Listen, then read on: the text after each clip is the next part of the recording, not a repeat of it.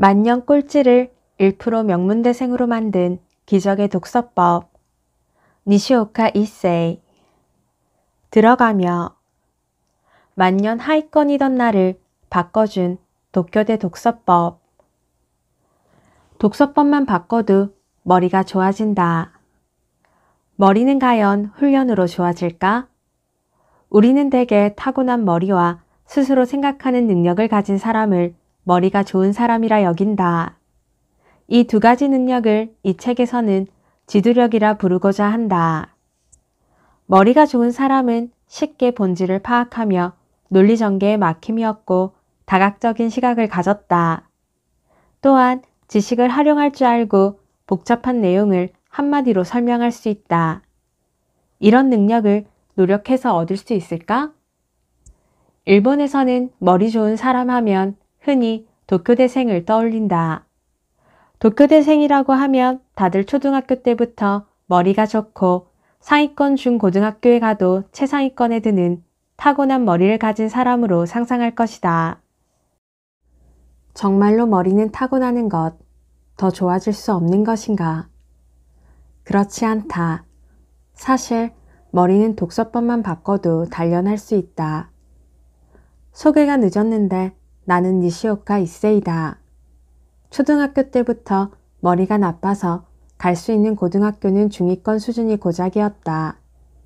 도쿄대 선배를 단 한 명도 배출하지 못한 무명 고등학교의 학년 꼴찌로 3학년 때도 여전히 하위권을 벗어나지 못했다. 읽는 책이라곤 만화나 라이트 노벨 뿐이었고 소설조차 제대로 읽어본 적이 없었다. 그러던 어느 날 무슨 바람이 불었는지 도쿄대에 가야겠다는 생각이 들었다. 이대로는 안 되겠어. 노력해서 도쿄대에 합격하고 말 거야. 하고 말이다. 그러나 결과는 참담했다. 당연한 일이지만 불합격해서 재수생이 되었고 1년 동안 착실히 공부해도 성적은 전혀 오르지 않았다. 두 번째 불합격 통지를 받았다. 눈 깜짝할 사이에 삼수생이 되고 만 것이다. 열심히 공부했는데 왜 합격하지 못하는 거지? 역시 난 머리가 나쁜 걸까? 그렇게 생각한 나는 도쿄대 입시 문제를 철저히 분석해보기로 했다. 어떻게 하면 그 문제들을 풀 수 있을까 하는 심정으로 그 결과 깨달은 사실이 있다. 도쿄대는 아무리 열심히 지식의 양을 늘린다 해도 합격할 수 없는 대학이었다. 도쿄대 입시 문제에는 지식 문제가 거의 없다. 지식의 양을 크게 요하지 않는 대신 최소한의 지식을 잘 활용해야만 풀 수 있는 문제가 대부분이다. 도쿄대는 지식의 양이 아니라 지식을 활용하는 능력, 곧 스스로 생각하는 힘을 무척 중시하는 대학이다. 입시 문제도 그에 따라 출제되고 입학 후에도 스스로 생각하는 힘을 길러주는 수업을 듣게 된다. 다시 말해 그저 교과서를 읽고 지식을 머릿속에 넣기만 해서는 합격할 수 있는 곳이 아니다. 나는 생각했다. 그래, 지식을 늘리려 공부하기보다 생각하는 힘을 길러야 해.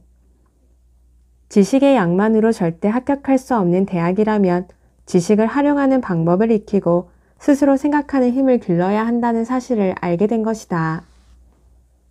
수동적 독서에서 능동적 독서로.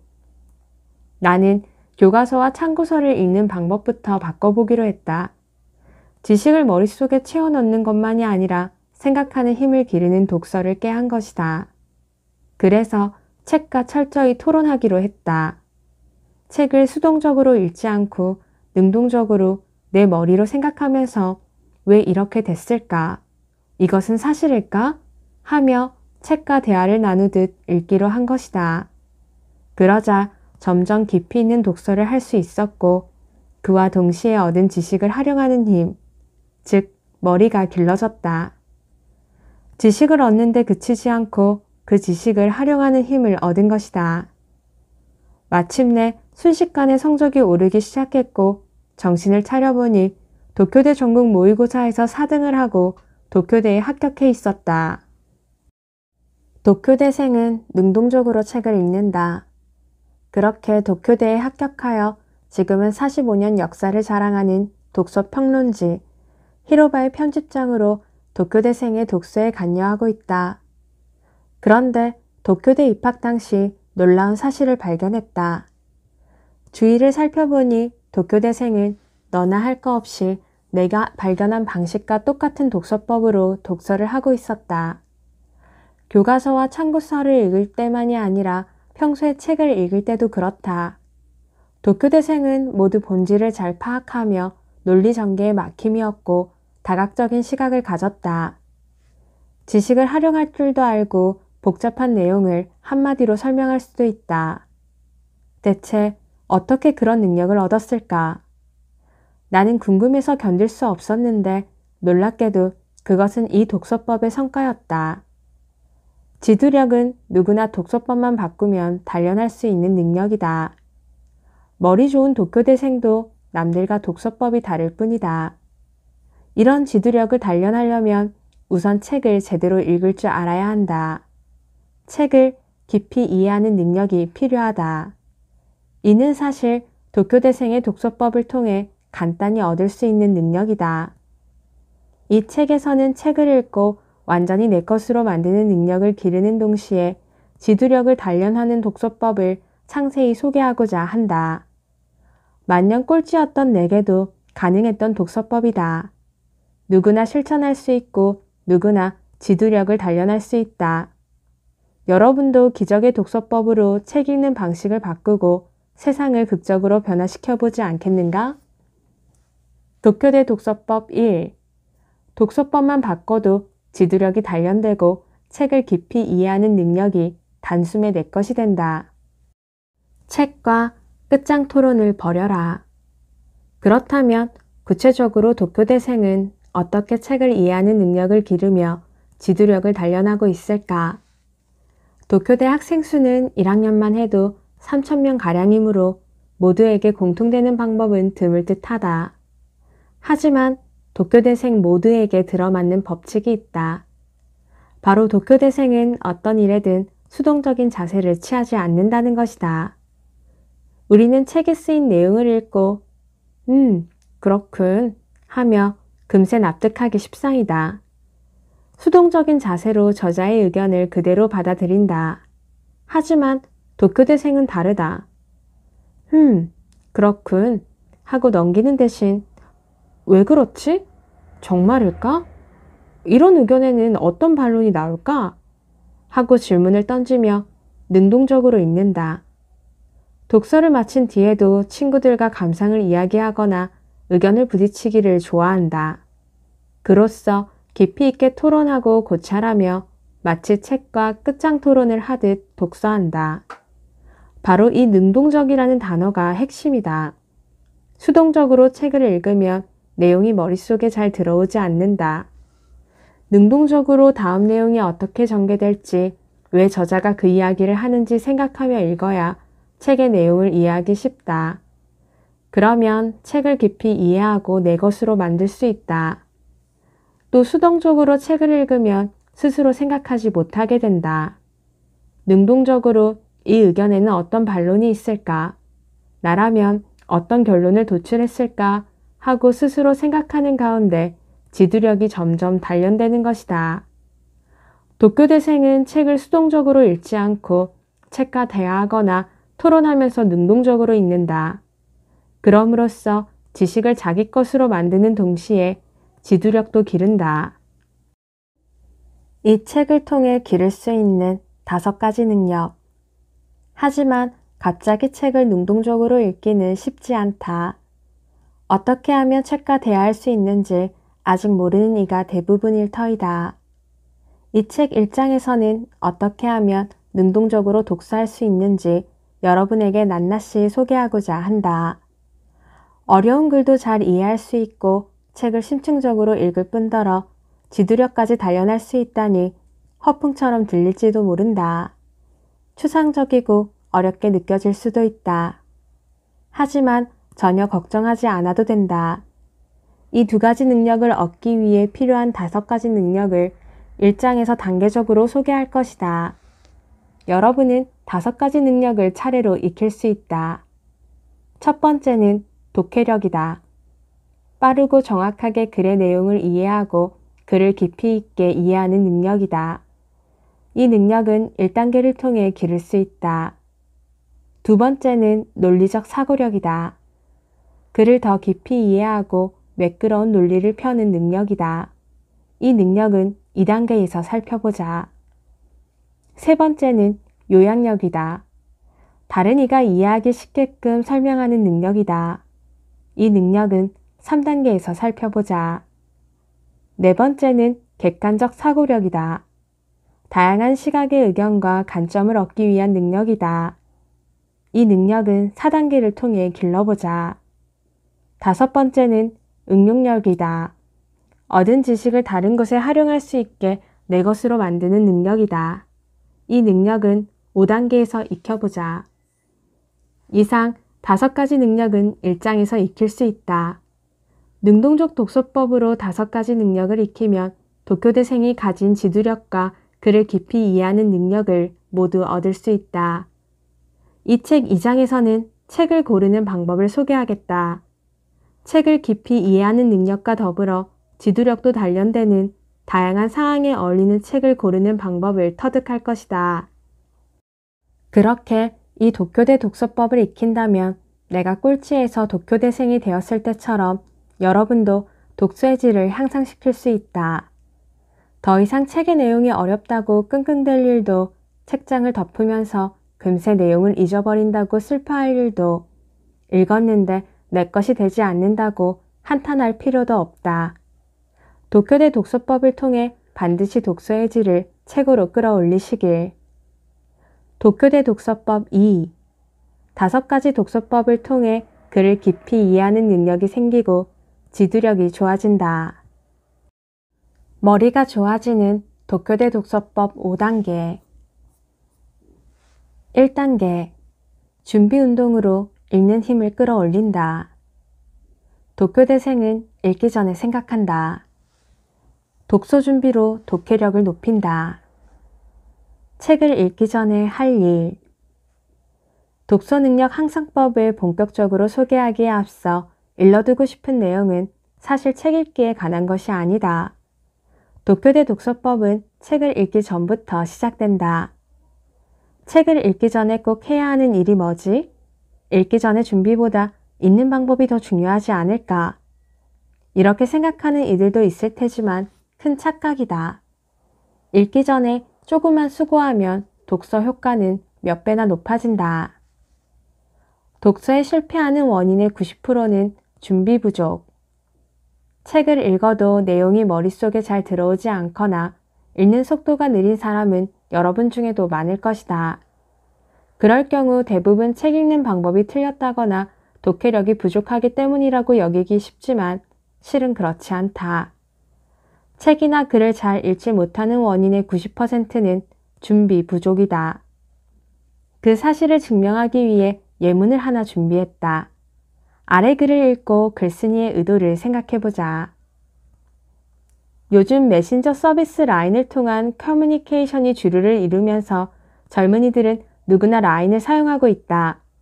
손가락 터치 한 번으로 자신의 감정을 표현할 수 있게 된 것이다. 기쁨이든 분노든 그들은 터치 한 번으로 표현한다. 커뮤니케이션이란 원래 바디랭귀지와 페이셜 익스프레션, 말투, 분위기를 모두 포함하는 개념이었다. 그것을 터치 한 번으로 나타내는 것은 과연 행운일까, 불행일까? 읽어보니 어떤가? 바로 이해하기는 어려울 것이다.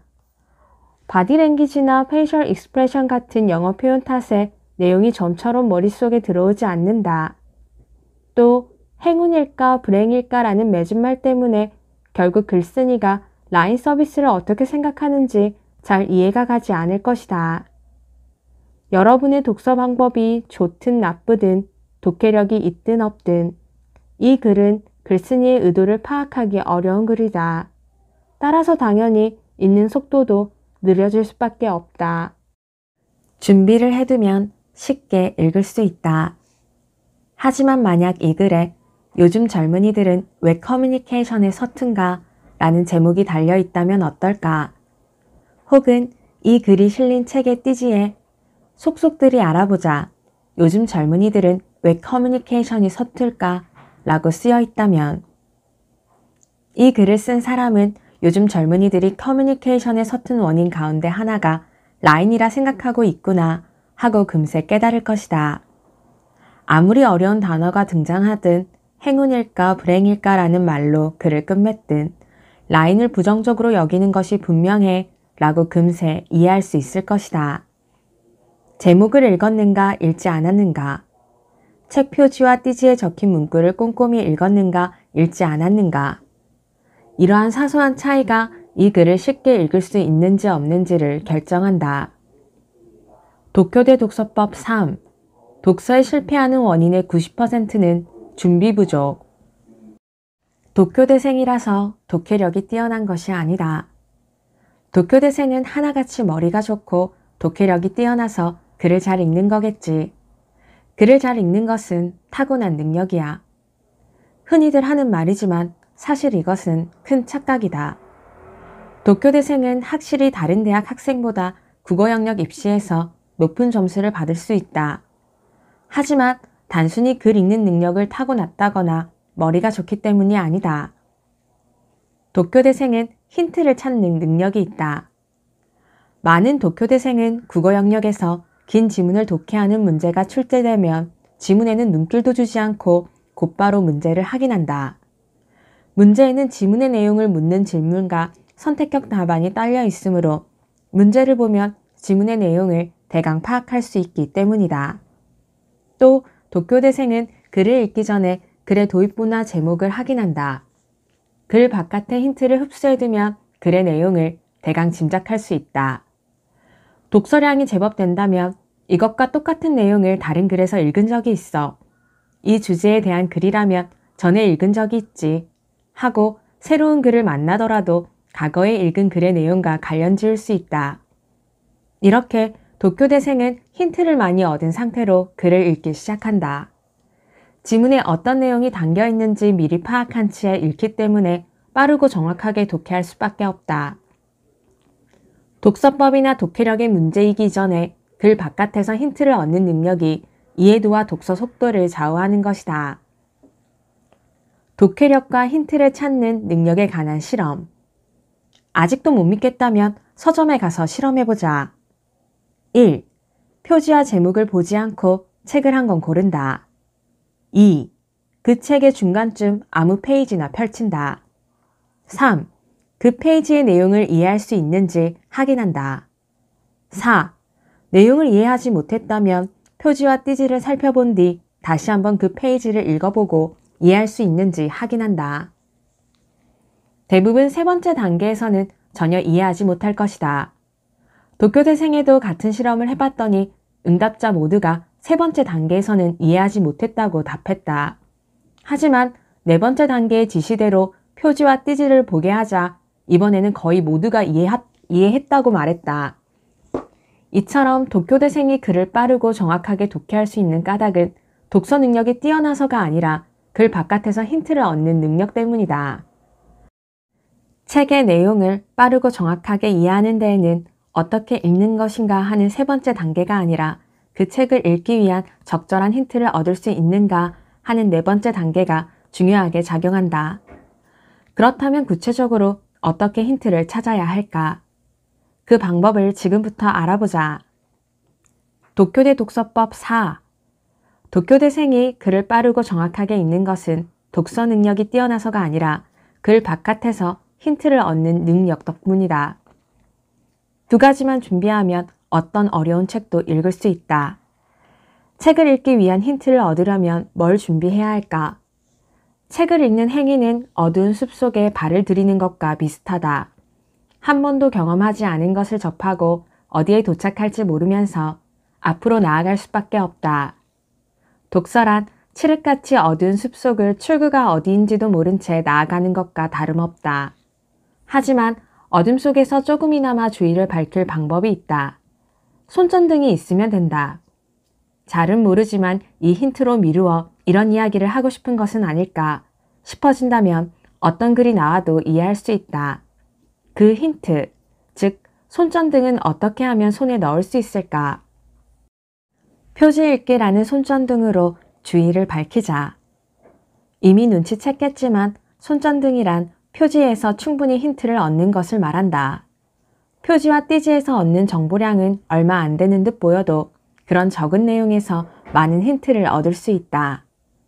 나는 그 기술을 표지 읽기라고 부른다. 표지와 띠지에 실린 정보만으로 상당한 힌트가 된다. 가설 세우기로 지도를 손에 넣자. 하지만 숲속을 걸을 때는 손전등 말고도 필요한 것이 하나 더 있다. 바로 지도다. 손전등으로는 주위를 볼 뿐 숲 전체의 모습을 알 수 없다. 지금 자신이 어디에 있으며 어느 길로 가야 목적지에 도착할지 제대로 알지 못한다면 금세 길을 잃는다. 마찬가지로 지금부터 읽을 책이 어떤 책이고 목적지가 어디인지 제대로 이해하지 못한다면 책이라는 숲속에서 금세 길을 잃는다. 이 지도를 얻기 위한 작업이 바로 가설 세우기다. 그 책에 어떤 내용이 담겨 있을지 가설을 세우고 그 책에서 무엇을 배울지 목적을 명확히 하는 것이다. 굳이 그럴 필요가 있을까 싶을지 모르나 이 작업을 거치지 않으면 능동적으로 책을 읽을 수 없다. 책을 읽기 전에는 표지 읽기와 가설 세우기, 이 두 가지를 준비해야 한다. 지도로 전체 모습을 확실히 파악하면서 손전등을 비추며 읽을 때 비로소 책이라는 숲을 답할 수 있다. 이 두 가지 준비의 필요성을 이해했는가? 그렇다면 표지 읽기와 가설 세우기를 구체적으로 살펴보자. 도쿄대 독서법 5. 표지 읽기로 손전등을, 가설 세우기로 지도를 손에 넣으면 어떤 책이든 독해할 수 있다.